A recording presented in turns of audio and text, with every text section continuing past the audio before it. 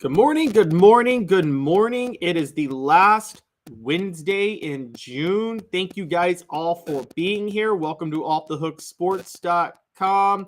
Caleb Calhoun, I am hosting the show solo today. Jaru will be back with us for a segment tomorrow. Hopefully we can have Josh Ward on then too, and then we'll have Jaru for the full show Friday. Today we're going to have Fred White at 10:25. So Fred's here helping me out today. Really appreciate him doing that. I know he's got a lot of things going on. Rocky Top Tom, good morning to you. We got a lot to get to, an impressive show. Good morning to you, Travis. We've got another coach ranking with Josh Heupel. We have an interview with Paul Finebaum where he said some interesting things about Jeremy Pruitt and integrity.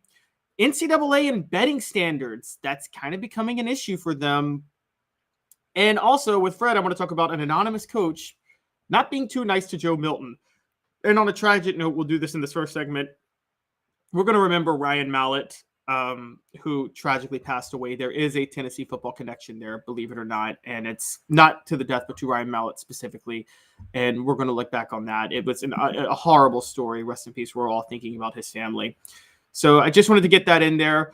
But before we get to that, let's dive in and let's talk about some coach ratings, because it's the all season and we love coach ratings and we love top 10 lists and things like that.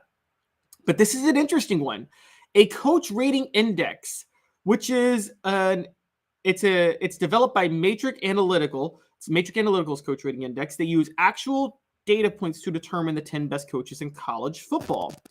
Now, what they do is they take into account the actual talent that you have, and then your actual strength of schedule, level of competition, and the results you produced on the field. Obviously, recruiting is a big part of coaching, so that's left out of here. But this just looks at how good of a coach you are and your effectiveness at coaching, and it takes a ton of different things into account. It's probably the most effective way of determining who's the best in-game coach out there right now. And believe it or not, Josh Heupel came in at number 9. Honestly, I was a little shocked it was that low. According to 247 Sports, Brandon Marcello, 247 Sports, posted this coach rating index, which they provided to 247 Sports exclusively. And it's written that Heupel enters his third season as head coach of Tennessee after winning 11 games last year and his incredible run at UCF. His high-octane offense has led to 3 10-win seasons. He's 46-16 overall. We all know about that, and then the passing efficiency and the success of that. His star rating is at 4.5, which is pretty good. 5 stars is 90 to 100. 4.5 is 80, 89.9. So, and 4 stars is in 70 to 79.9. So he's in the 80 to 89.9 range, which in college is a B. He's just ahead of Jeff Brom at Louisville, who I do believe is a very, very, very good football coach who has maxed out what you can do at Purdue, and I think is a danger at Louisville, can be very good. Just ahead of Heupel is Hugh Freeze. Now, remember, guys, this is not a character thing. This is not an integrity thing. This is not a you might get your program in trouble and get fired thing. This isn't a recruiting thing. This is just your ability to coach on the field. And there's no doubt that Hugh Freeze is a pretty good on-field coach. I mean, he did beat Nick Saban twice. Straight about coached Nick Saban twice. What he did at Ole Miss was very, very impressive. Just ahead of Hugh Freeze, shockingly, Chris Kleiman, Kansas State, comes in at 83.88 with the score. By the way, I should point this out. Hugh Freeze at 82.01, Josh Heupel at 81.12. Okay, so Chris Kleiman at Kansas State comes in at number 7. Really has carried the program beyond Bill Snyder, and you kind of have to give him a lot of credit for that. And so he has really maximized talent.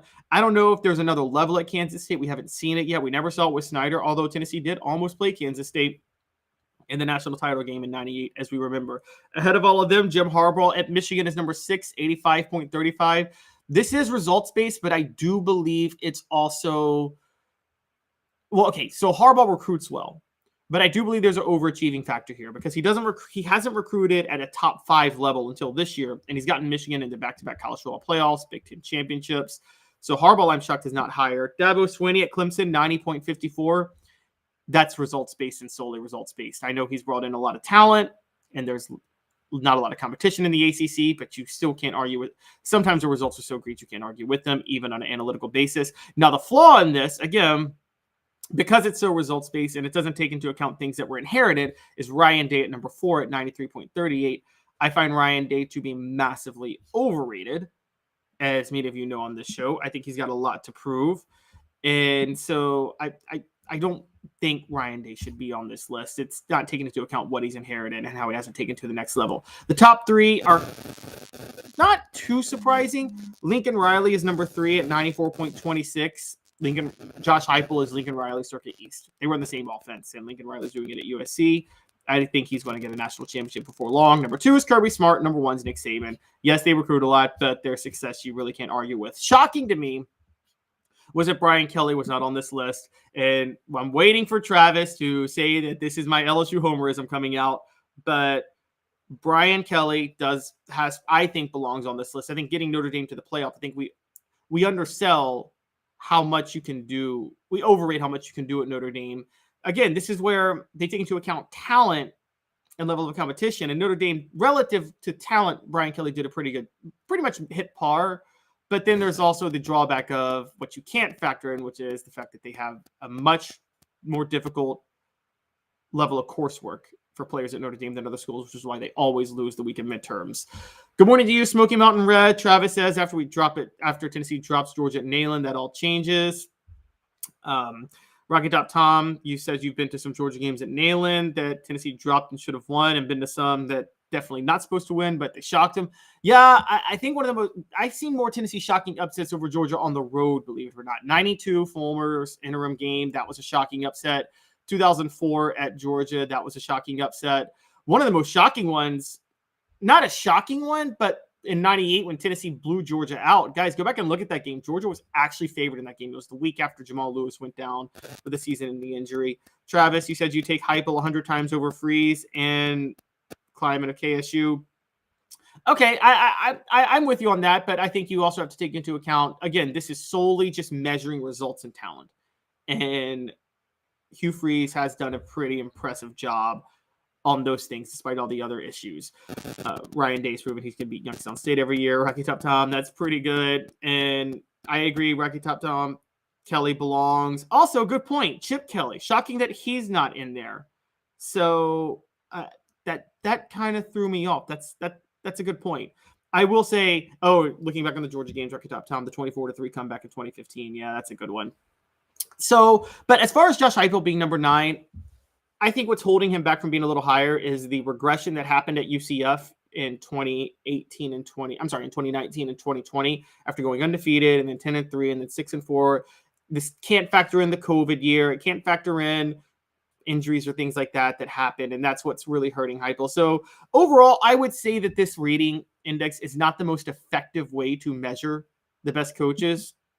But it's an intriguing thing to look at, and it's intriguing to think that Josh Heupel is a top 10 coach. And again, I think they got some right. I think in terms of just coaching on the field, Jeff Brom, Hugh Freeze, and Chris Kleiman are top 10 caliber on those. I mean, they really do a good job, guys, given the talent that they are dealing with. So I think it's really hard to sit there and say that this list is totally inaccurate. But here's some things you can't quantify with coaches when you just look at recruiting versus success on the field. You can't quantify what they inherited, and also level of competition, which this takes into account. You can't quantify what they inherited. That's a knock on Ryan Day. You can't quantify the exterior factors surrounding the program, whether you're at Notre Dame and your players have to have the same academic schedule as everybody else, whether you're Josh Heupel and you take over a program on probation, whether you have massive numbers of injuries. None of those things can be quantified to the level that they need to be for this to be a fully accurate list. You can't even quantify, quite honestly, and when people talk about recruiting, you can't even quantify how easy or hard it is to recruit in certain areas. I mean, that's a big part, but that's not as much of a factor here. But in general, this is why if I were doing a coach rating index, I would look at the recruiting potential of that program. I would look at the success on the field. I would look at the level of competition. I would look at injuries. I would look at what was inherited. I would look at if there's any exterior factors, probation, NCAA, things that drive people away, and things that distract the program, and academics. All of that matters as much as recruiting, scheming, and everything else. So at the end of the day, Josh Heupel, still a top 10 coach, still pretty intriguing that he's on that list. The shocking ones are Brian Kelly and Chip Kelly not being on the list. If you guys think anybody else belongs on the list, let me know. I I guess maybe you could have said that it's shocking that James Franklin's not on the list, but I don't think that's that shocking, quite honestly. And so I think this list pretty much didn't get it right, but they got most of the people right on the list. And if Josh Heupel has another year like last year, I think he's going to move up this list pretty fast because Tennessee still hasn't recruited at the level they need to be at. And so you have to give Josh Heupel credit on that front too. Now, will Josh Heupel take a step back? If he does he fall off the list? That's going to be intriguing because then again, it can't quantify the amount of departing talent, returning talent, long-term trajectory of the program. All of these things matter when you're looking at a head coach, all of them. And you can't just take one thing. We're going to start our sports history portion of this show, of our YouTube channel pretty soon, where we're going to dive into historical stories surrounding Tennessee football and actually hopefully go beyond that one day. And I'm going to break in, one of the first ones I do is I'm going to dive into what made Robert Neyland so successful at Tennessee. And it wasn't one thing. There was a confluence of things, some that had nothing to do with him, some that did, some that had to do with his knowledge of things beyond football. So we're going to take all that into account. There's so many factors that leads to a coach or a program being successful. And I think the program has as much to do with its success as a coach, depending on the time. I think in the 90s, Tennessee football as a program was behind Fulmer's success a little bit more. Not that Fulmer didn't have a lot to do with it. I'm just saying there were a lot of advantages Tennessee had. Okay, moving on. I want to talk about this tragic story. And I don't know if you guys saw, but former Arkansas quarterback Ryan Mallett died in an apparent drowning in Okaloosa County. That's over by where Destin is in Florida. He was 35 years old. Mallett played at Michigan in 2007 under Lloyd Carr. After Lloyd Carr stepped down, Mallett transferred to Arkansas, played for Bobby Petrino, helped really build that program during the Petrino years in 2009 and 2010. Left early for the NFL, played for the Patriots, the Texans, the Ravens, had quite a few starts, I think mostly for the Texans. Just a really, really tragic story, and our thoughts and prayers are obviously with Mallett's family. The reason I bring this up is Mallett, interestingly enough, has there's a weird Tennessee football connection with Ryan Mallett. And I don't know if you guys remember this, but in 2007, right after that year, Tennessee had just won the East. Eric Ainge was graduating. David Cutcliffe had taken the job at Duke. Tennessee was in the market for an offensive coordinator. Now, Michigan and Lloyd Carr had just parted ways, and Lloyd Carr's staff had parted ways too, as Michigan had gone after Rich Rodriguez. Mike DeBoard, who became Tennessee's offensive coordinator, interestingly enough, 8 years later, under Butch Jones running the spread, was a pro-style coach around that time. DeBoard was very, very adaptable to different offensive schemes. It was very possible that Tennessee would have brought in Mike DeBoard to replace David Cutcliffe. If you guys don't know this, Mike DeBoard actually coached Tom Brady. So Tennessee has had the offensive coordinators that coached Peyton Manning and Tom Brady in college. Yeah, Mike DeBoard coached Tom Brady. He was there when Michigan won their national title in '97. Guy was very well respected. We talk about Dobbs saving Butch Jones's career, but part of that, what helped was Mike DeBoard was there in 2015 and 2016 too. And when DeBoard left, the program sank. I bring this up because Ryan Mallett could have ended up at Tennessee when he hit the transfer portal in 2007. Had Fulmer hired Mike DeBoard as offensive coordinator, it seems very, very likely that Ryan Mallett goes to Tennessee as the quarterback at that point. What does that mean? Well, we don't really know because 2008 was still there. And in 2008, does Jonathan Crompton have more success with Mike DeBoard as head coach than Dave Clawson? Possibly. And so that's very, very intriguing to look at. How would Mike DeBoard handle Jonathan Crompton? He clearly is pretty good with quarterbacks with big arms. Ryan Mallett had a big arm. Does Fulmer do enough in 2008 to stay afloat? I don't think he goes 5-7, but if he goes 7-5, 8-4, does he still stay afloat through 2009? If you got Ryan Mallett coming in, I think maybe you do. And then say 2008, 2009, maybe Jonathan Crompton still holds the job as a senior quarterback. So the question really becomes 2010. Does Fulmer make it to 2010 with Mike DeBoard coaching Ryan Mallett? I'm telling you, that could be a deadly, deadly combo. Ryan Mallett was a very, very good college quarterback. We saw that when he went to Arkansas to play with Bobby Petrino. That was a match made in heaven, and Mallett helped Arkansas. Again, Now, Arkansas's best season under Petrino came after he left. It was 2011. That year they went 11-2, and their only two losses were to the two teams to play for the national title, LSU and Alabama. But they did finish number 5. And in 2010, they did go to the Cotton Bowl, and they finished 10-3 and ranked number 12. And if you guys don't remember, they had arguably the most exciting offensive game in the history of football when they played Auburn. Auburn beat them 65-43. It was 2010, kind of set the stage that the SEC is headed into an offensive era. But they scored top 25 wins over South Carolina and Mississippi State on the road that year, number 6 LSU at home, and should have beaten Ohio State in the, it wasn't the Cotton Bowl, it was the Sugar Bowl. I'm sorry, I got that mixed up.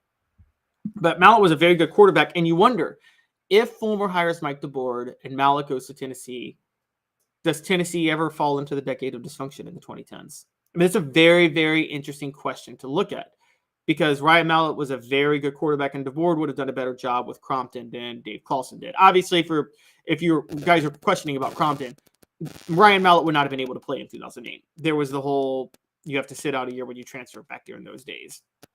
So that's why the question is, what would Fulmer have done with Jonathan Crompton? Another question, what if Trooper Taylor was promoted to offensive coordinator as Cuckle's replacement? Does Ryan Mallett still go to Tennessee? Does Ryan Mallett go to Tennessee then?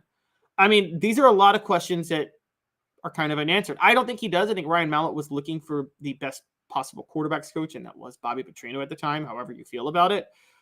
But we're talking, as I'm talking this through with you guys, a very, very, very strong possibility that Fulmer kind of has a second win because of Mike DeBoer and Ryan Mallett in the 2010s. And in case you guys forgot, the SEC East was really bad after Tim Tebow left Florida in 2009. South Carolina won it with a 9-3 record in 2010. I actually might have even been 8-4 with Steve Spurrier. It was the only time they won the East.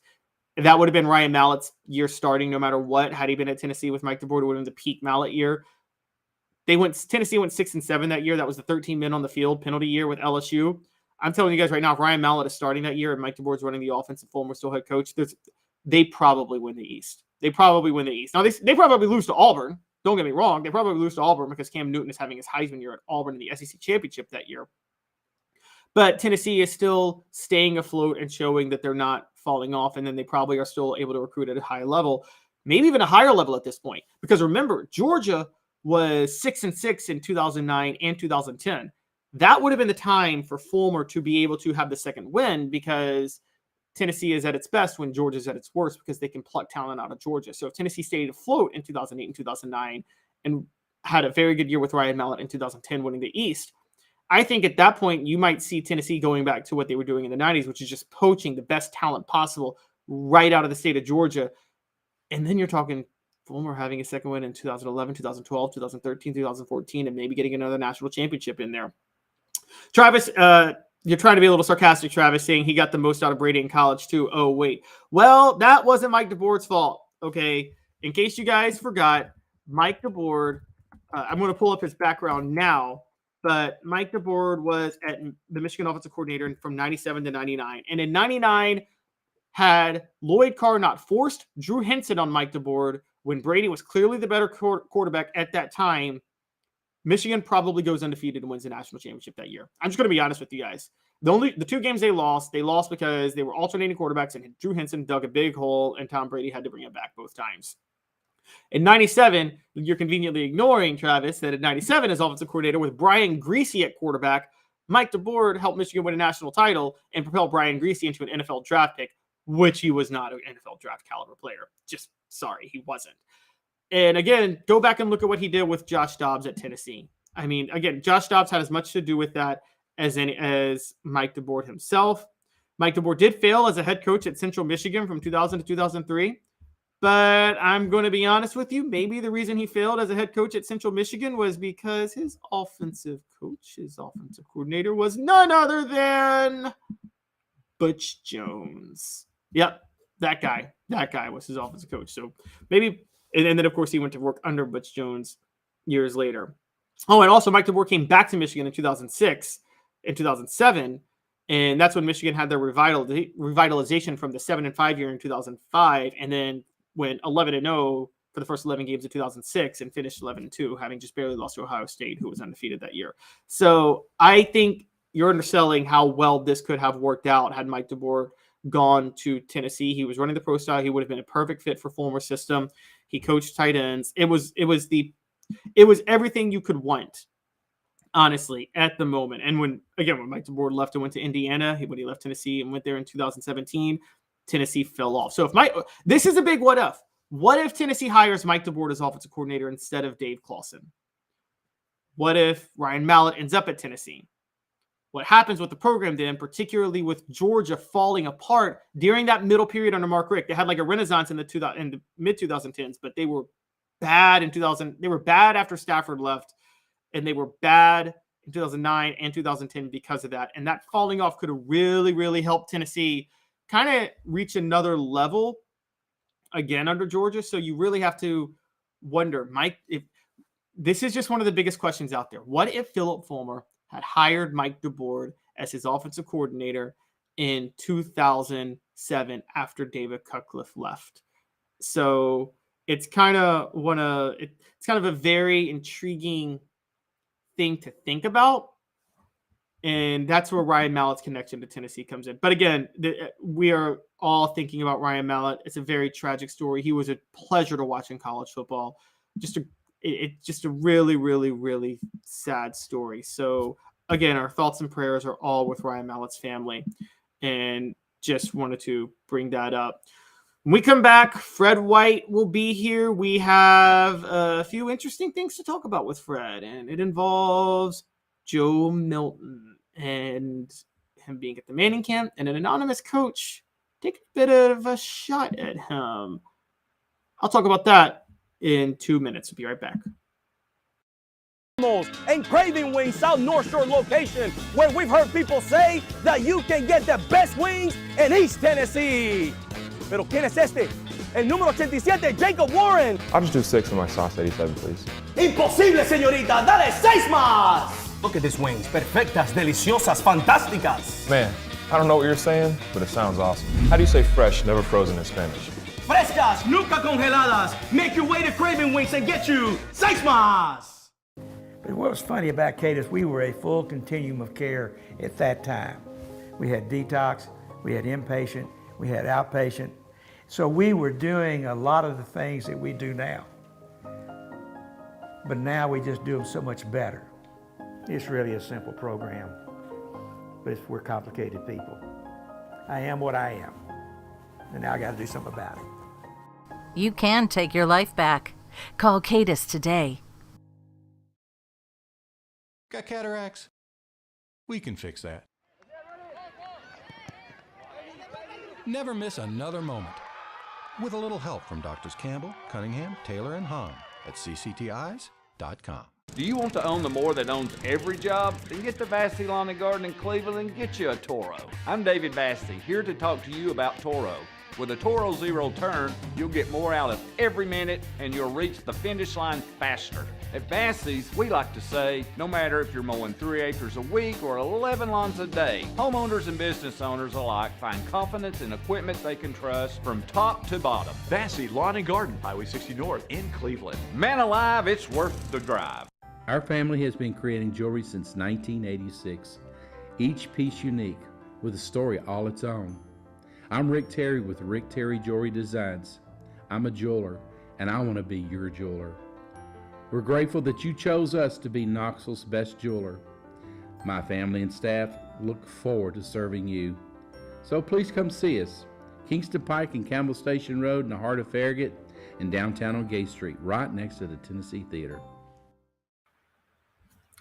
Welcome back to Off the Hook Sports. Caleb Calhoun here. I'm going to take a look at y'all's message boards real quick. Travis, any friend of Lyle is no friend of mine. Okay, you know, the coaching fraternity, a lot of people are connected with a lot of people. And Rocky Top Tom, this is great, and you're probably not lying. Can you really even refer to Butch as an offensive coordinator? I think of him more of just a bump on a pickle, wearing a headset and calling random plays. Well played, well played. I mean, again, this is probably why Mike DeBoer didn't work out as a head coach, because he had Butch coaching under him. Mr. Jones, Tom Brady, Tuck Rule, and Goodell cheating Pats are the only reason he ever won anything in the NFL. No, that's not. Okay, yes, did Tom Brady do a little shady stuff? Yes, a lot of shady stuff. Yes, but okay, he still was a very, very successful quarterback. Not the only reason he won anything. Still going, Mr. Jones. Peyton knows if Pete Rose isn't in the Hall of Fame, Tom Brady shouldn't be in either. Cheaters never win unless they cheat. Okay, not true. A lot of times cheaters just enhance what they were already good at. And sometimes people cheat to even the playing field. It just kind of depends on the situation. Tom Brady's cheating was it cheating? Yes. Should it keep him out of the Hall of Fame? No. Deflating footballs and Spygate was more Bill Belichick's thing. I'm not saying, look, there was clearly more going on with New England than other schools, but that's just kind of, come on, guys. And yes, the fumble was a little intriguing. Going to bring in Fred White here. Fred, thanks for joining the show. How are you doing today? I'm doing good, Caleb. How you doing today? Oh, pretty good. Just trying to chug along while Dave gets to chill on the beach. And well, when he comes back, he might be sunburned. That is true, and Dave gets very, very red. Fred, I'm glad I have you here because I actually wanted to quickly dive in. I don't know if you saw this, but Lindy's came out with their preseason magazine recently, and they do their anonymous coaches speaking on programs. And an anonymous coach speaking on Tennessee, wouldn't put his name to it, said Josh Heupel was lucky because Jeremy Pruitt found Hooker a diamond in the rough. And then he said, quote, Joe Milton is not the guy. They've got to find somebody else. With Milton, it'll be hard to replicate offensively what they did last year. What are your thoughts on an anonymous coach saying that? You know, that anonymous coach probably came from Michigan. But never thought of that. Because he left Michigan. But I've watched Joe over the years, and I think he did a really good job in that Clemson game and not having the top two receivers. And I know that's just one game, but from what I've heard, he did a really good job down at the Peyton Manning camp, and people came away impressed with him. So sometimes you will have a hater, and then, just because one person said something don't mean nothing. It don't mean a thing at all. So I'm not really worried about what anyone says. Let's see what happens. And oftentimes when coaches feel that way about a quarterback they've seen or may have worked with that didn't work out, it may work out elsewhere. Couldn't that just be a reflection negatively on that coach that maybe they didn't know how to tailor quarterback skills? That also is another part of it, yes. Just because you look at a guy, a good coach will make an average player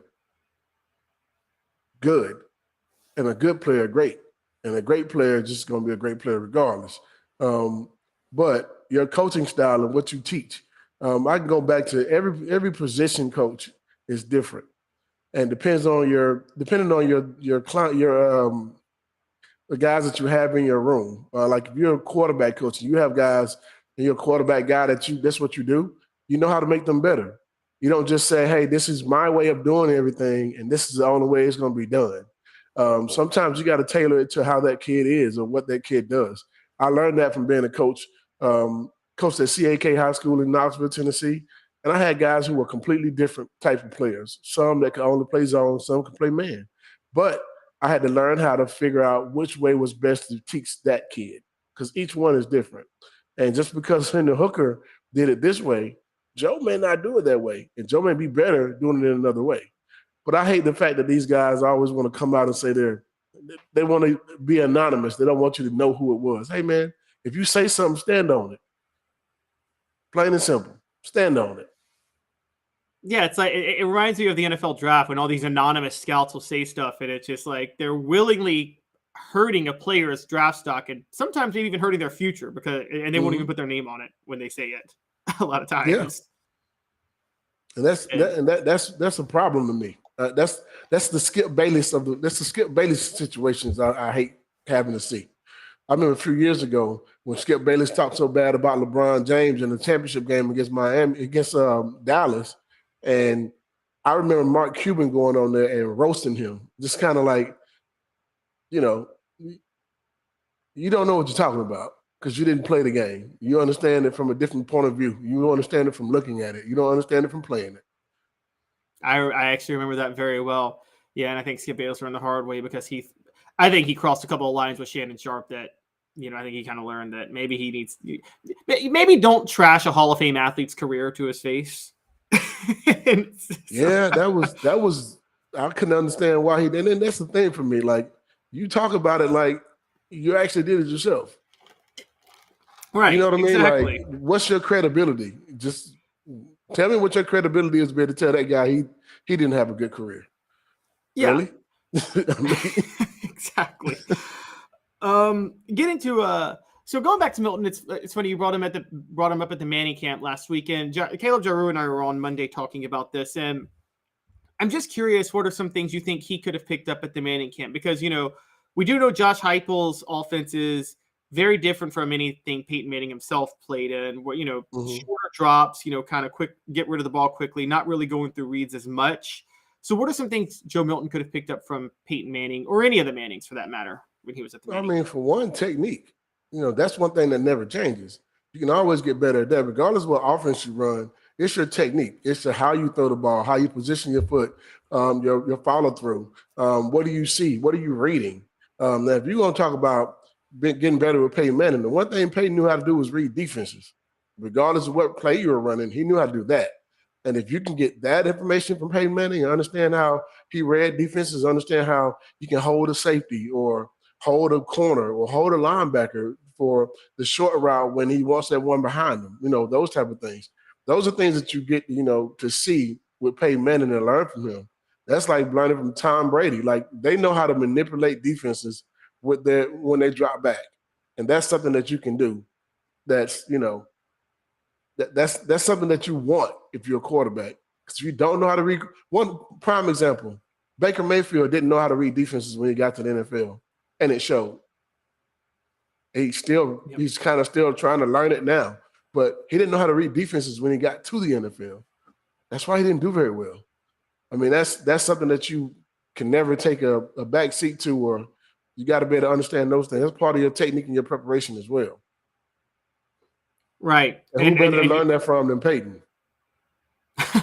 That's very true. You also dropped he who must not be named Tom Brady. I don't know if you noticed the message board on the right is for some reason not fans of Tom Brady. So yeah, they just might. I mean, I still maintain. I think you might like the reason because people were trying to say they were trying to make fun of him and Mike DeBoer underachieving at Michigan. But like, okay, if Michigan had started Tom Brady the whole year in 1999 instead of that Drew Henson Tom Brady thing, they probably win the national title, don't they? That season. I don't know. What year was that? That was 99. I don't know if they won the national championship. You don't think they win the national title? No.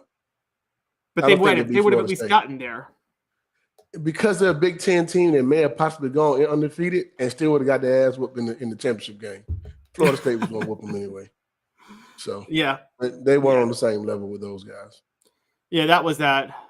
Because I remember I remember after you guys beat Florida State in 99 or in 98, I remember Bobby Bowden kind of saying, well, we were expecting 99 to be our year anyway. For Florida State, it was like them being in the title game, they thought they were there a year early because they knew 99 was their year. Yeah, that's what they felt like, and it was. They won a national championship in 99. I don't think anybody would have beat them. And we shot ourselves in the foot against Arkansas and Florida. So I think those two losses for us sealed the deal. But if we win Arkansas game and go to the SEC championship, we're probably back in the championship game again. So Michigan, there's a lot of ifs. If, I don't put anything on ifs. He had a great career in the NFL, and whatever happened to him in college happened to him in college. That's right. I don't see him. I didn't think he was a great quarterback in college. I think he became one the way he prepared behind a all-pro quarterback in New England. I mean, he didn't walk into a situation where he had to start at all, for some years. You had Drew Bledsoe sitting there, was one of the best quarterbacks that ever played the game too. So he went into a situation where a guy was already a top quarterback, but in order to beat him, you got to go out there and do everything right. The little things count more than anything. Yep, very true.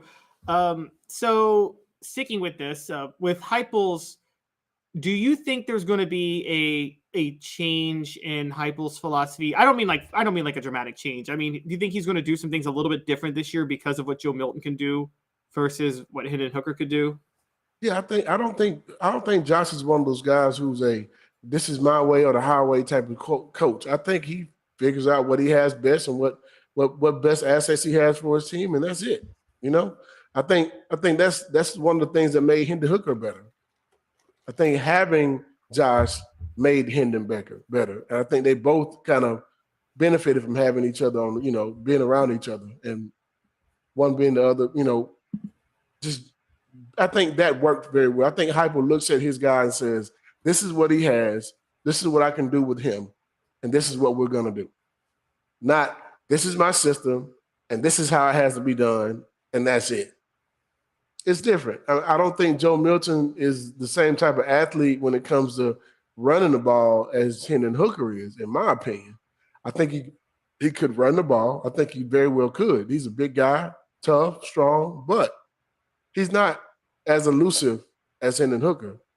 So arm strength, I think he has more arm strength than probably has the best arm strength of any quarterback in college football right now. And some guys in the NFL. But you got to use his best attributes. That's like I was saying when I coach in high school football and even any sport. You take the best attributes of that kid and you try to just hone in on that skill, as opposed to just saying, okay, this is my way. He can't do it that way, then, well, that's it. No, some guys don't know how to bump and run. Some guys don't know how to play off man. Some guys don't know how to read a whole field. You look at what Lane Kiffin did with Compton. Before Lane Kiffin came, Compton was kind of an average quarterback. When Kiffin came, he became a really good quarterback that year. But one of the things they did was cut half the field off for him. So all his reads were on one side of the field instead of the entire field. But that's something that Lane Kiffin figured out and understood about him. And it made him a better quarterback. And then he became, once he learned how to do half the field, he had understood how to read the entire field from that point on. I think he had a really good season that year just because of that.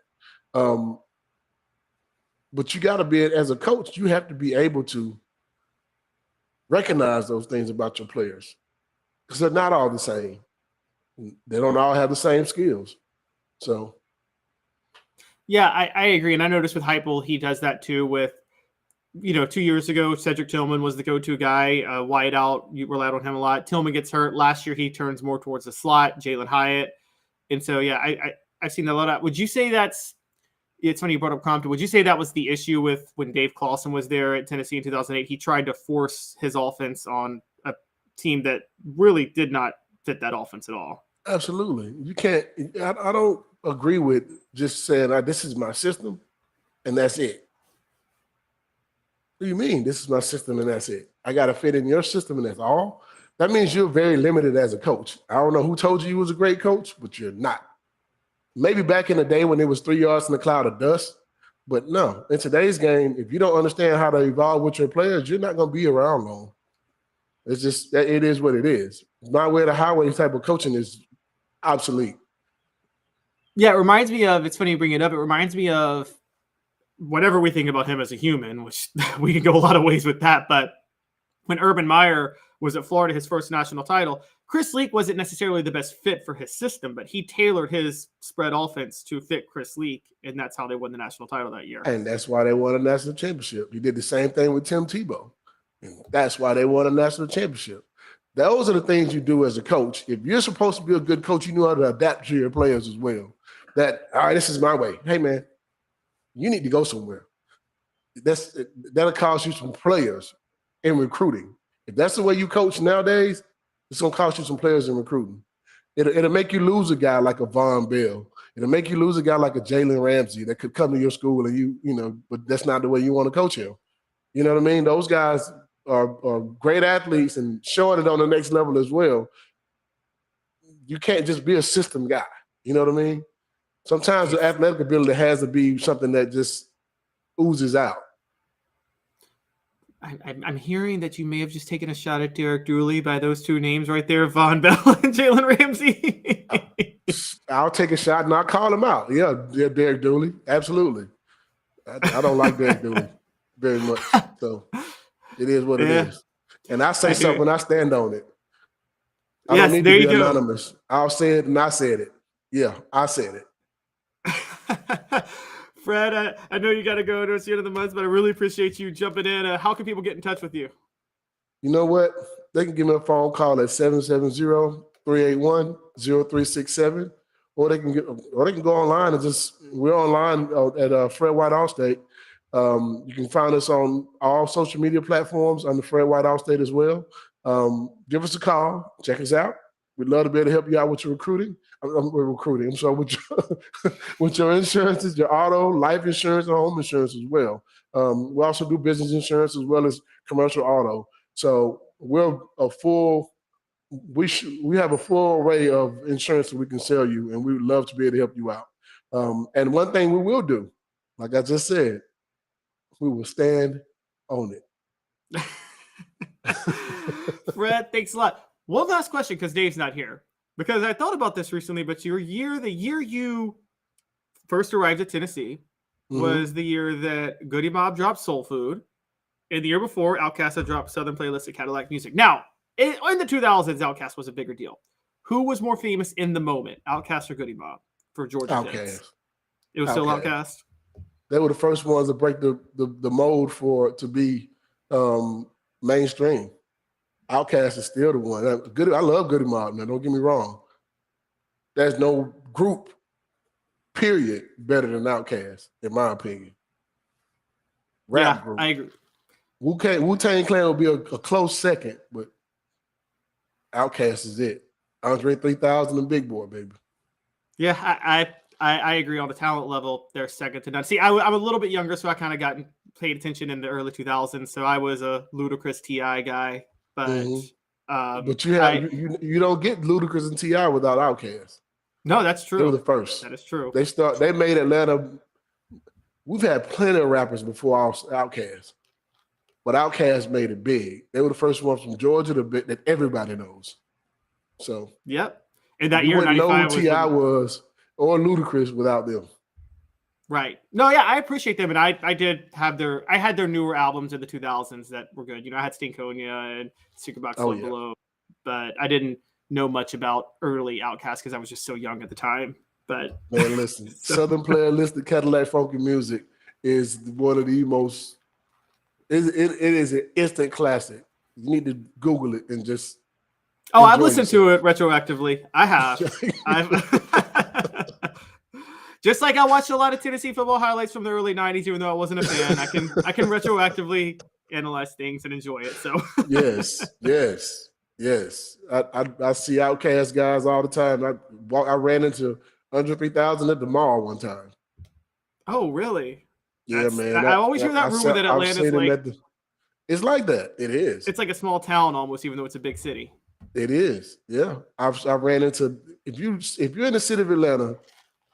In the downtown Atlanta area, anywhere around there, you'll run into a lot of guys. You'll run into a lot of people, actors, movie stars,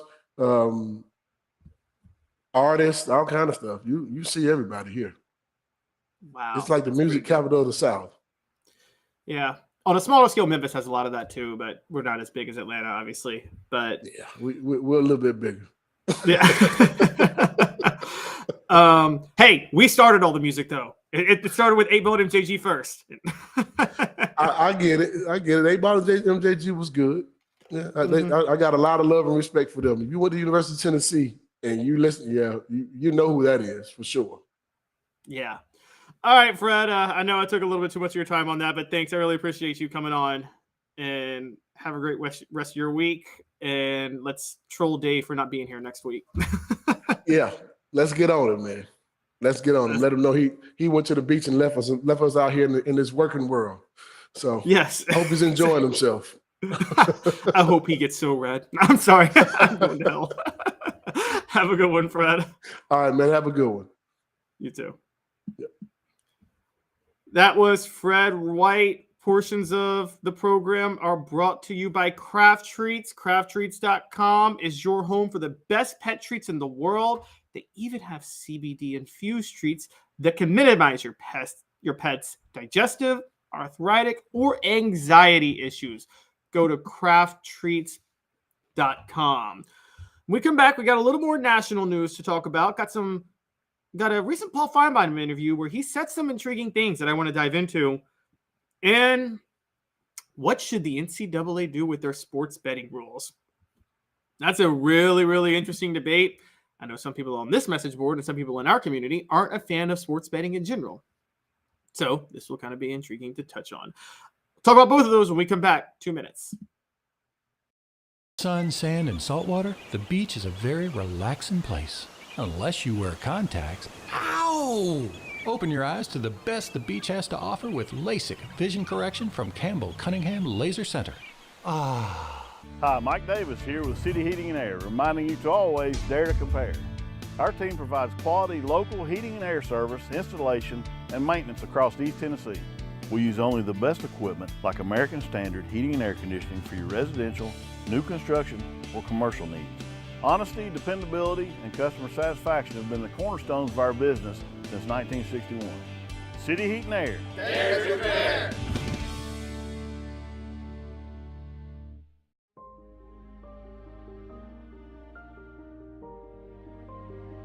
Our family has been creating one-of-a-kind pieces of jewelry in West Knoxville since 1986.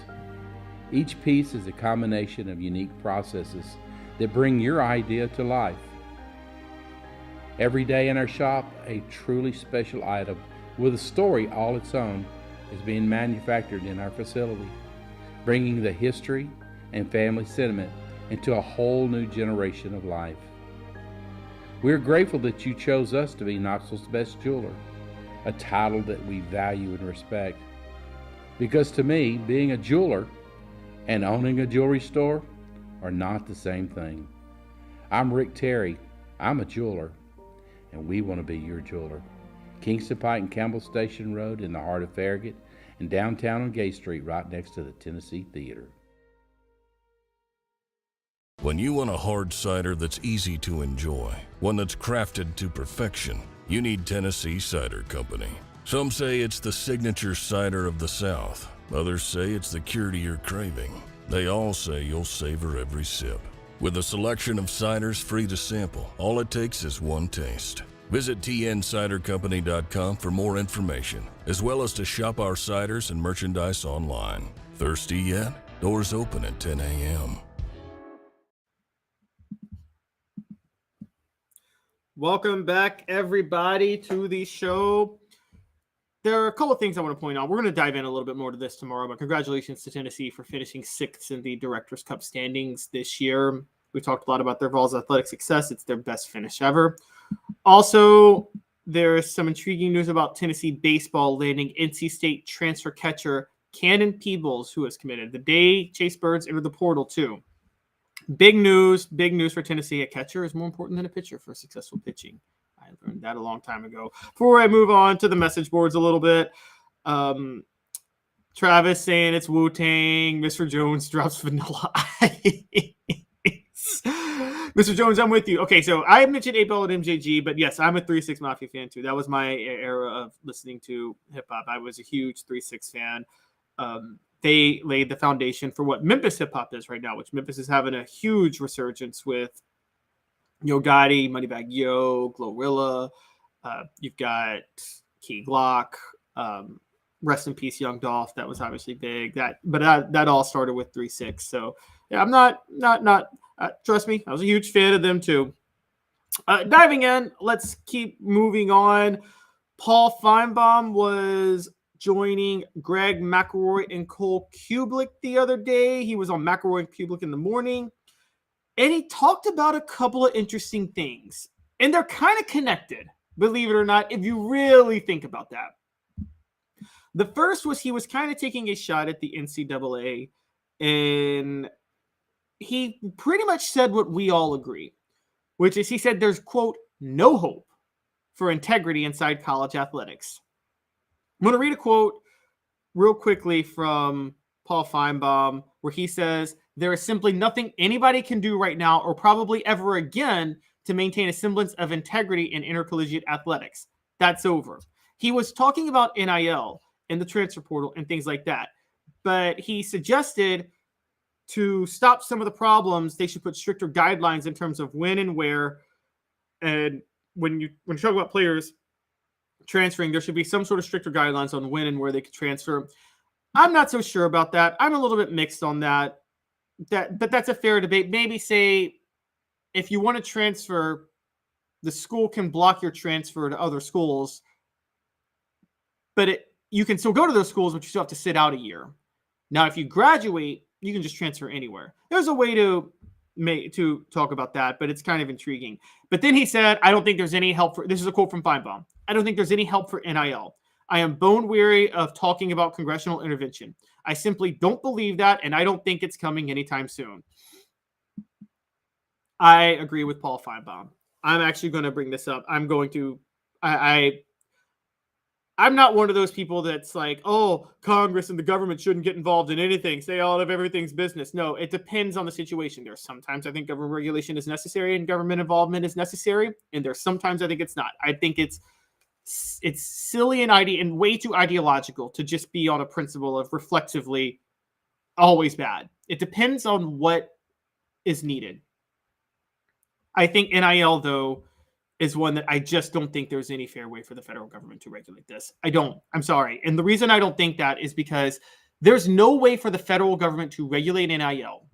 Now, somebody on the message board suggest this to me and tell me. But I don't think there's any way for the federal government to regulate it that doesn't involve taking money out of the hands of the student athletes and putting it back into the hands of the schools, the administrators, the boosters that they generate all that revenue for in the first place. I don't think it's possible, quite honestly. I think NIL is here to stay. And I think that, again, whether or not you're for or against NIL, if you want Washington to regulate it, you have to come up with a solution to me where the regulation won't result in the money that's going to these players going back into the hands of the coaches, the schools, the NCAA, and people like that. And if you can't figure that out, don't come to me for NIL regulation. Because the fact of the matter is the cat's out of the bag at this point. And what's going to happen long term is money is going to transfer from the NIL is going to take money away from long term coaches, NCAA officials, schools, things like that. They're all still going to be handsomely paid, don't get me wrong. But a lot of that money is coddled together through what the boosters prop up. And the boosters are now going to be reserving that money for players. This is why, as Josh Pate talked about the other day, there's going to be a Moneyball era for coaches. There's going to be people are going to start looking more for coaches they can get on a bargain. There's not going to be there's going to be a lot more pressure on buyouts and things like that with NIL. You're not just going to be able to get a coach and open a dump truck of cash and say, hey, if it doesn't work out, I'll just pay the buyout and call it a day, because that money needs to go to the players. And that's a good thing. That's a good thing. Coaches were making way too much money for falling on their face too many times. We just had Fred on. I'm pretty sure Fred feels that Derek Dooley got way too much money to walk away from his job after 2012. Okay, when he was fired. I mean, that's just how it goes. So I would say that, again, there's two questions: liking NIL or not liking NIL. That's over. That debate's over. NIL's here. So you can't not like it. The second question becomes regulating it somehow. And again, here's the problem with college football.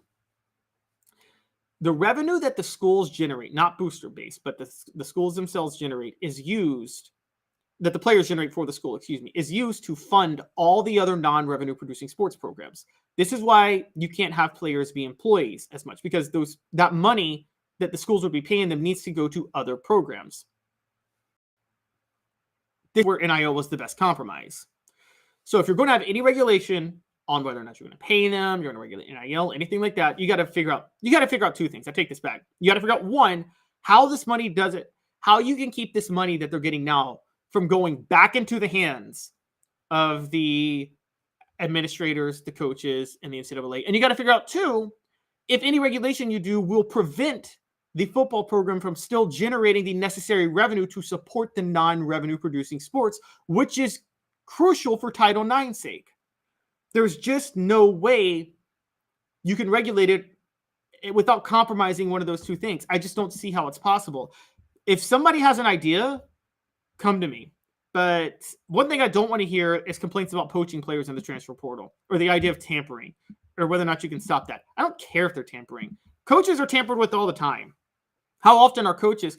Back in the day, this is for people who think back in the day. So back in the day, coaches used to get hired in January, maybe even February. I mean, it wasn't that long ago. I believe Nick Saban was hired in January of 2007, by the way. So don't quote me on that, but that used to be par for the course. Now coaches are hired the day after their last regular season game. And oftentimes before they may have a conference championship game, they may have a bowl game. It's in the season when they're talking to these other schools if they're looking at another school. How are you going to say that coaches can do that, but then say you can't reach out to players who are playing at other schools who may look to transfer? That's just not fair. That's not a fair way to look at it. So I honestly believe that NIL and the transfer portal, for the most part, I don't think they need to be touched. If anything, the only thing you need to do is create a work-life balance for the coaches to say that they can't talk to players around certain times, so no coach feels pressure to have to do it all the time. It's the only way I'd go with it, quite honestly. Now, Finebaum also had a very intriguing take about one Jeremy Pruitt. And Finebaum said he doesn't see it being a long time before Pruitt works again. According to Finebaum, this is based on the Tennessee case with the NCAA, which, by the way, still has not been resolved. He said it came down to litigation. Quote, ultimately, it came down to litigation, and the NCAA started losing in court. Same reason we got in NIL, and they started losing on NCAA enforcement cases too. So the NCAA tried to come up with this IARP and all these other means, and they simply don't work. And I think the most interesting case left on the board is Tennessee. And I think all these indications are that Tennessee will come out of whatever it's been in better off. Finebaum later went on to say, I wouldn't be surprised to see Jeremy Pruitt on a campus near you as an analyst within weeks. Because I think ultimately he'll be able to move back to the field as a coach, because I think that's where we are right now. And it's a combination of not only what the organization, of what the organization and how they feel, and I'm referring to the NCAA, but it's everyone else. The people that have the power are the conference commissioners, and they just have too much else on the plate right now to be outraged by transgressions off the field. What he's really talking about here is what's really a sticking point for Tennessee was what we believe was their involvement that they're being held accountable for, and they don't want the punishments, and also Jeremy Pruitt's show calls. And the show calls doesn't seem like it's going to be that serious because of NIL, and the conference commissioners have too much pull to make it serious. If Jeremy Pruitt's on the sidelines next year, though, that's crazy. That's crazy, and it's largely crazy because Donnie Tyndall still has a show calls for basketball right now that started 4 years before Jeremy Pruitt was hired, which is just freaking insane. But he's probably not lying. And also with Donnie Tyndall, it was an academic fraud case, which honestly is more egregious than paying players, given their worth and things like that. I got to be honest. I think an academic fraud case. I know these players are athletes first, and we got to stop lying, but that doesn't mean academic fraud is okay. That's one that I do think you should have somewhat of a standard for.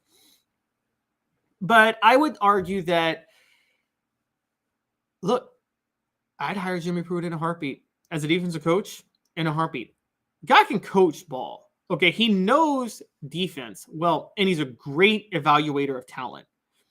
Now, in terms of offense, in terms of the way he goes about things, different story. Micromanages way too much, tries to control way too much, and also, I mean, did not hire the right offenses for what he was trying to do. But he is a great identifier of talent. Josh Heupel's success early doesn't happen if Jeremy Pruitt doesn't identify the right players to go play for him. And again, as we mentioned in the last segment with Fred White, finding Hendon Hooker out of the blue, diamond in the rough, nobody saw coming. You got to give Jeremy Pruitt credit for that. And the Duke can scout talent, and so I got to say I agree with Finebaum. I think Pruitt will be on the field pretty soon. So interesting stuff from Paul Finebaum. I encourage you guys all to go check out it. It's with Greg McElroy and Cole Kubelik. The show is McElroy and Kubelik in the morning. And I know he talks about how integrity can't be, there's no hope for it. I say, who cares? It's entertaining. Are you not entertained? So that's where I would go with it. Going to the message boards real quick before we get to the last point. A few interesting takes. Back to the music talk. This is kind of funny. Can Tennessee... Oh, Thomas Shaw has a great question. Can Tennessee beat Georgia this season in football? Yes, they can. They are a trap game for Georgia. I would say watch out because there's a very, very, very good chance they do some real dangerous work on Georgia this year. They get Georgia at a good time. Mr. Jones, we're talking about music artists, and Mr. Jones says Ja Morant. Well played. D says Zeppelin. D, you can save your classic rock talk for when Dave gets back on the show. All of you guys born in 1843 or whenever. Sorry. I'm sorry. Rocky Top Tom, I know you're not an NIL fan, but it is what it is. A great quote by D here, actually. This is interesting. Paul Bear Bryant said, quote, he never paid a player more than the going rate. Integrity was out the window before then. Yeah, integrity's never really been in college sports. So this idea that it's ever been on the up and up is just laughable. Okay, this was a feel-good thing you guys all told yourselves, that it was about academics and the scholarship and the pageantry. No, it was about playing football and trying to get to the NFL. And if people could get paid, they were going to do it. Mr. Jones says NIL sets its own market as long as they pay the taxes on it to the government, don't care. Nope, that's a good point. Rocky Top Tom, very good point, followed up. There's no way for either Congress or the NCAA to regulate any of this. Yes, schools are paying kids, but you don't institutionalize it. You punish it when it's discovered. Yeah, but Rocky Top Tom, what you're doing at that point is you're just allowing for a system where you can lie to yourself because you knew it was happening and you just didn't want to. You wanted to purposely turn a blind eye if that's how it was happening. We all knew it was going on. This way, you don't have to feel any sort of cheating you don't have to feel any sort of type of way when it's happening. And it's not really institutionalized. I would argue it's the opposite of institutionalized, because if it was institutionalized, the NCAA and Congress and everybody would get involved and set something up.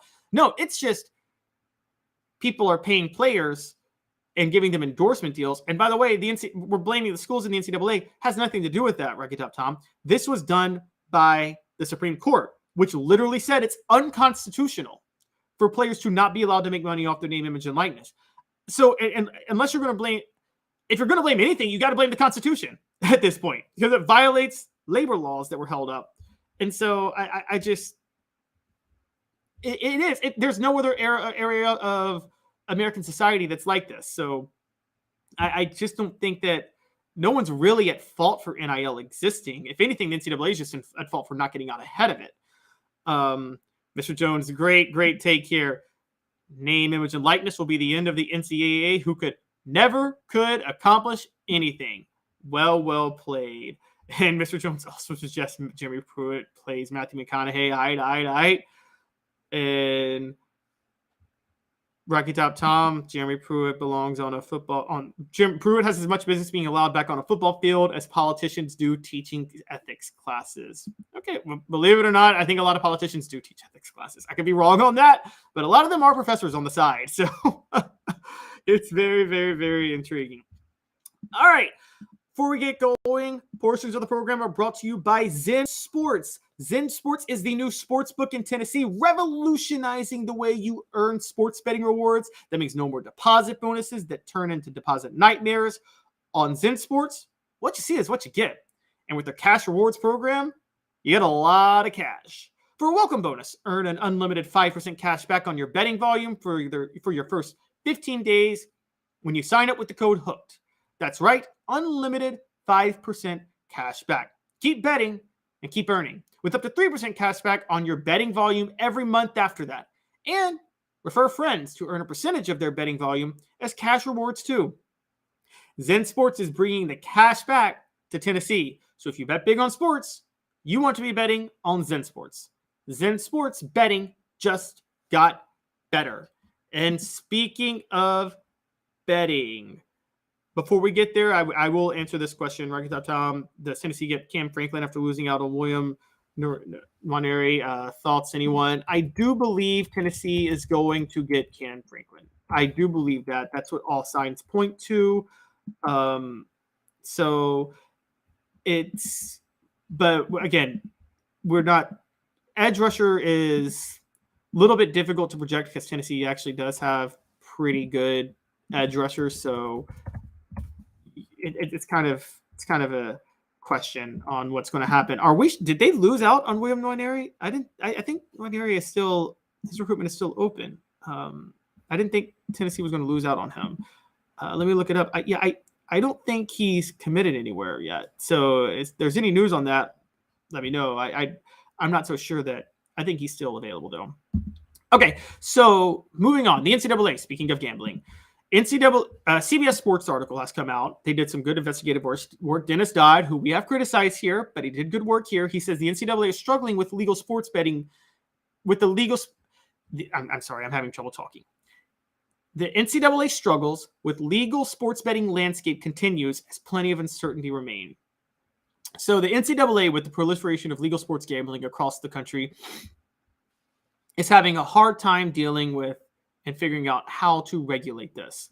So as we all know, Alabama baseball coach Brad Bohannon was fired back in April after it pretty much came out that he bet on his own team. It was suspicious betting activity. We all believe he bet on his own team. There was an unusually high bet placed on a certain game, and he unusually didn't start his ace that game. This was just very, very, very intriguing, set off enough alerts that they pulled betting. Now, this is going to be a big issue. So the question is that the NCAA is trying to figure out, is that evidence of a growing problem, or is this proof that the NCAA's regulations have worked? So right now, there's a long-standing rule at the NCAA that employees, coaches, administrators, and athletes cannot wager on any sport, amateur, pro, or college, in which the association sponsors a championship. So basically, NCAA people cannot bet on NCAA events. Period. End of story. That's just how it goes. Now, Matt Holt, president of U.S. Integrity, says that needs to be reconsidered. He says, at the end of the day, you're not likely really having any influence. Why can't a baseball player at LSU bet on a basketball game involving the University of Michigan? So here's my question for the message board. Should NCAA people be allowed, say an NCAA football player, should they be allowed to bet on an NCAA basketball game? Should the standard be, if you are an NCAA athlete, you can't bet on any NCAA event, period, of the story? You can't bet on any NCAA event involving your school. You can't bet on any NCAA event involving your sport. You only can't bet on NCAA events involving your school or your sport, or you can just bet on whatever you want. Now, my standard is, I'm just going to be honest, if you're an NCAA athlete, you can't bet on any event, the NCAA. I am pro sports gambling. I am pro legalized sports gambling, but I am very, very strict on betting. And here's why. NCAA athletes, if you guys know how, for those of you who've gone to college, know that athletes hang out in cliques a lot. A lot of football players and basketball players are friends. Basketball players, women's basketball players, basketball players, softball players, baseball players, basketball players. They're all friends with each other. They're all very connected, much more connected than you and I. So I don't think it's, and also many of them play multiple sports sometimes. Because of that, I don't think it's appropriate for them to be able to bet on any other sports because they have too much insider information and that can skew the betting lines, which is as bad as betting against yourself in a game and losing on purpose. It's as bad if you look at the natural end result of this. And so I think the best thing for the NCAA to do is actually to keep what they have. And I can't believe I'm giving the NCAA credit for this, but I think this is a good rule. You can't bet, if you are affiliated with the NCAA, you can't bet on anything affiliated with the NCAA. It's just that simple. I think it's way too dangerous. It sets way too dangerous of a precedent, and it opens the floodgates of some really, really, really big issues. In gambling, look, it's insider trading. I'm just going to say what it is. It's insider trading, and this is where Congress should get involved. I don't think Congress should get involved with NIL. I think they should get involved with gambling. Okay, they should be stepping in for these leagues and saying, this will not be tolerated. If you bet on the league you are playing in, you will go to prison. If you bet in the stock market on a business that you run, that's insider trading and you go to prison. It should be the exact same for betting on a sport you play or an organization you are a part of in athletics. You should not be allowed to bet on NCAA events if you are an NCAA athlete, if you're an NCAA employee, if you're an NCAA coach, an NCAA administrator, whatever it is, you should not be allowed to bet on that. That is a massive, massive conflict of interest, and it will derail the NCAA. So what I'm saying is they should stick with where they are right now. I don't think the Alabama situation should raise any red flags on them needing to change anything. I argue that that's proof that it worked the way it should have. He was placing bets he shouldn't have placed. The NCAA figured it out. He got fired and he got in trouble. That's just how it went. So I think personally, I just think that you should not be allowed to gamble on sports you play. So a couple of interesting points. Rocket Top Tom, you bring up a great point. You say, so Congress, the people who make money on illegal insider trading, are supposed to regulate sports betting. That's a great point. We all agree it's ridiculous that Congress can insider trade. But that doesn't mean that the laws against insider trading shouldn't exist, which they do have laws against insider trading. So and Gary Harper jumps in. Welcome, Gary Harper. Says, you want Congress to speak out against insider trading? Okay, I get y'all's point. Yes, members of Congress do insider trading, and it's ridiculous, and they shouldn't be allowed to do it. That doesn't mean we should get rid of insider trading laws, though. It was Congress that passed insider trading laws. So, again, they're upholding the laws, just not for themselves, okay, which is a ethics issue on its own, but that does not mean we should be getting rid of insider trading laws altogether. That would be crazy with the stock market and how things go, okay? So I would say that whatever your feelings on members of Congress are on insider trading and things like that, and of course it's a problem, and I have no problem with trying to call it out everywhere you get, every chance you get. That doesn't mean insider trading laws shouldn't exist, and that doesn't mean there shouldn't be laws against gambling on sports you play, because that is a form of insider trading. It just is. And you guys can't convince me otherwise. There's just no way the sports can't survive if insider trading becomes a part of it. You have to always believe your sport is on the up and up. Okay, 1919 almost derailed baseball. Go back and look it up. The 1919 White Sox threw the World Series, and quite honestly, they had a reasonable point to do it, given how they were getting cheated in their pay by the White Sox owner at the time. That's a different story, but either way, they still almost derailed the sport. So people who cared about the sport, Commissioner Kennesaw Mountain Landis, who was not the best person in the world, really enforced the gentleman's agreement to keep baseball segregated. So I'm no fan of Kennesaw Mountain Landis, but made the right move to throw them all out and make the stance. This will not be tolerated, because they nearly derailed baseball. And if Babe Ruth doesn't start putting on a show start putting on a show in the 20s, baseball gets derailed. Quite honestly, the sport dies. That's why Pete Rose, the ban, had to be upheld the way it was. I think the NCAA is right with their current ruling right now. I'm totally okay with it. The question is going to become, we all kind of agree that the NCAA as a governing authority is pretty much dying. It's going to be non-existent in a few years. Will the same rule exist with conferences in the future? I think it should. We'll see how it goes. Before we get out of here, I want to go to the message boards one more time. Rocky Top Tom with a great question. Do you think 2,000 years ago the Romans were etching on stone message boards about whether gladiator betting should be regulated? You know, Rocky Top Tom, the Romans were so advanced in so many ways for their time. I bet there was betting on these, and I bet there was some sort of stone arc, whatever you want to call it, that they had the bets on. So betting's very old, okay? Betting's a very, very old job, a very, very old industry. D says gambling in and of itself is wrong. If you're going to make it legal, make it all legal. Laws against gambling were established 5,000 years ago. This is a dead topic. I disagree. You can make things legal and then regulated. I mean, look, alcohol is legal. That doesn't mean people under 18 should drink it or that people should drink and drive. So it's just one of those things. So I disagree on that. Thank you guys all for tuning in today. I really appreciate it. We're doing our best without Dave. We'll have Jaru and hopefully we'll have Jaru on for an early segment again tomorrow, and hopefully Josh Ward after that, and then should have Jaru the whole day Friday. So we're chugging along. We're doing our best without Dave. And before I get out of here, portions of the program brought to you by Andy Mason Real Estate. For the best prices and service in real estate in Knoxville, there's just one place, andymasonrealestate.com. Andy and his partners have been in the real estate business for a combined 40 years. They know how the market works and how to save you thousands and tens of thousands of dollars. Andy Mason at andymasonrealestate.com. You guys all have a great day. I appreciate all of you tuning in. We'll be back here tomorrow at 10 a.m. Eastern. Thanks a lot. This has been This has been a presentation of Off the Hook Sports. This is Caleb Calhoun. Thanks a lot, everybody.